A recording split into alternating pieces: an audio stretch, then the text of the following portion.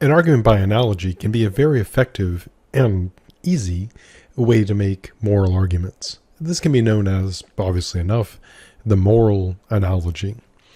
Now, the form of a moral analogy is very similar to a standard analogy, and it comes both in the sort of longer, three premise, one conclusion version, and a more concise version with just two premises and one conclusion.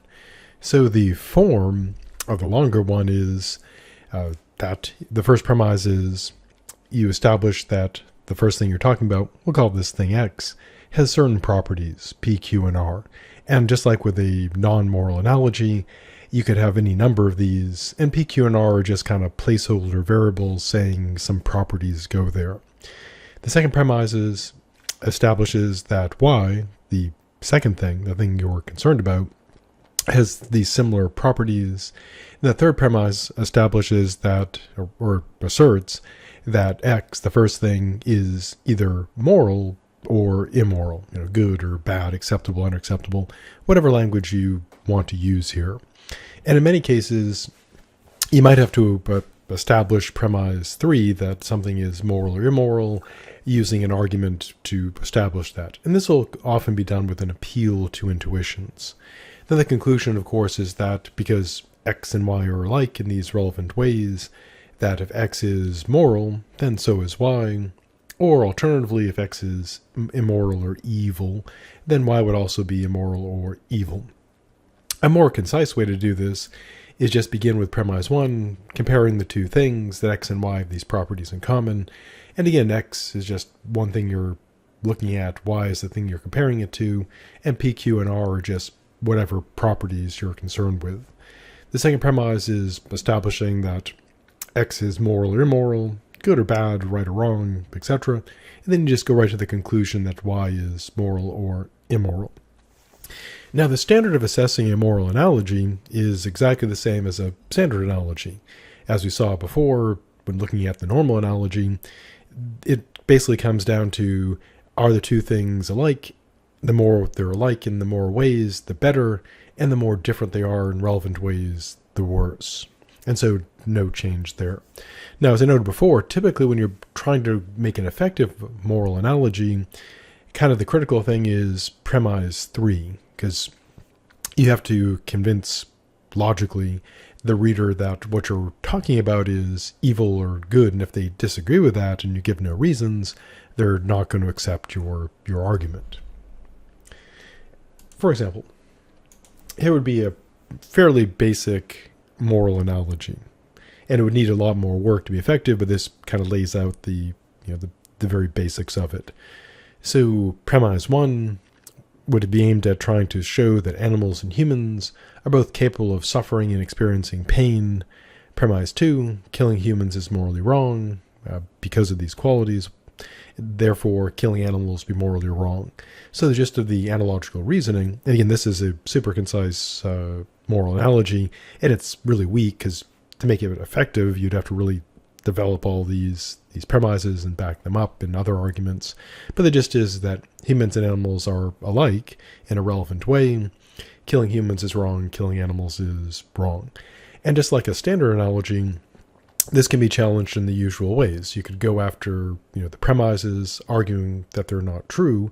So a person could, debate whether animals and humans are both capable of suffering, experiencing pain. There are those who probably would agree that humans can do this, but they might argue, like our good dead friend Descartes did, as we'll see in the future, that animals, in a way, don't experience the same thought as humans. And so you can make the argument that animals are not capable this way, to attack premise 1. In the case of premise 2, this would be much less common, but a person could argue that killing humans is okay. So if killing humans is okay, killing animals would be okay, presumably, as well. So that'd be a pretty underdeveloped example of a moral analogy. Another example, back in 2016, the police made the first known use of a bomb-armed police robot, essentially to blow up a suspect. And the argument was that it was the only option, so they equipped this robot, and technically it's a remote operated vehicle. It didn't go off on its own Terminator style. And they essentially drove it up the suspect and blew up, an explosive device, killing the suspect. And so the moral argument here could be done with an argument by analogy if you wanted to argue that this was acceptable. And here's how you could do it. What you want to do typically in trying to build a moral analogy is try to find something that is intuitively accepted as morally acceptable. And you could back this up or support this by using an appeal to intuition, which we'll look at later. And so an obvious analogy here would be, even though the bomb-armed police robot seems like new and scary, you could argue that it's functionally analogous to using a rifle. How so? Well, you'd want to argue how they're alike. Well, in the case of a rifle that police use for, say sniping or shooting at a distance, the idea is, of course, that it kills at a distance. That's the whole point of a rifle, so you don't have to get up, close and, stab somebody or strike them with a melee weapon or close into pistol range. And so both the robot and rifle are ranged weapons. Also, of course, they're both weapons. They're both lethal. They're both aimed at killing people. So if it's acceptable to use a rifle, which is a machine for killing people at a distance, to kill a suspect under those conditions, then a robot, one could argue, is perfectly analogous, that it is a machine for killing at a distance. And so if killing with a rifle would be acceptable, and you could argue intuitively we do allow, depending on the particular circumstances, that this is morally allowable. Therefore, by analogy, in situations when the use of lethal force in general would be allowed, then the use of a bomb-armed police robot would be allowed morally as well.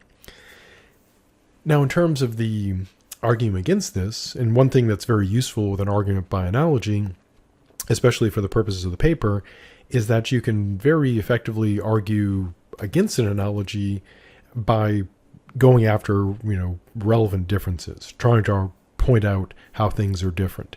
And in many cases, this is pretty easy to do, because even if you can make a good case for things being alike, in most cases, you can point out differences that would be relevant and have a rational debate about, are they really enough alike, or have, focus on different concerns. For example, in the case of a bomb-armed police robot, one could argue that there's one relevant difference would be the use of an explosive device. That, whereas a rifle can, of course, say, overpenetrate a target, you can miss with a rifle and hit somebody else, just like the bomb could, you can miss with a robot and blow somebody else up. But with a bomb, one could argue that using that in particular, that's an area of effect weapon, typically, and it's would be more likely to injure, bystanders, cause structural damage, etc. So one way to argue against the ethics of using, police robots, arguing that it's immoral, would be to focus on the differences, say, in the bomb.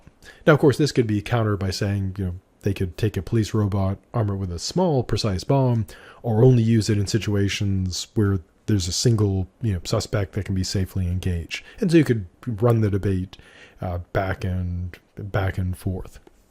And so that'd be an example of an argument by analogy, trying to argue that if you find, say, the use of rifles by police acceptable, then the use of a bomb-armed police robot would be acceptable as well, because they're both machines for killing people at a distance. That there's a difference in the mechanics of it, but morally there's not a difference, because they're both, again, machines that kill at a distance. Now, a person, of course, could counter and argue that it's wrong to use a rifle to kill people, that it's always wrong for police to kill people, in which case the analogy wouldn't matter at all, because the person would never accept that the police could use any means to kill people. So if you have someone who argues for the moral position that the police are never morally justified in killing people, then obviously the rifle would be immoral to use, the robot would be immoral to use, and so there'd be nothing special about the robot. It's just that all use of lethal mechanisms would be immoral. And that would be a different way to respond to the analogy. It wouldn't be so much going after the analogy and saying the analogy is flawed. It would be rejecting the key premise in the analogy, which it would be the premise that it's ethical to use a rifle. And again, as a final closing point, if you're working on your paper and you're not sure how to argue, The moral analogy is really useful because it's easy to do. You find something that's generally accepted as good or bad, make it a comparison between what you want to argue about to the thing that's generally accepted as good or bad, and then you got your analogy. And then the objection to reply back to it is try to give reasons why the analogy could break, then reply back to your objection, and you're done. And so that is a brief look at the moral analogy.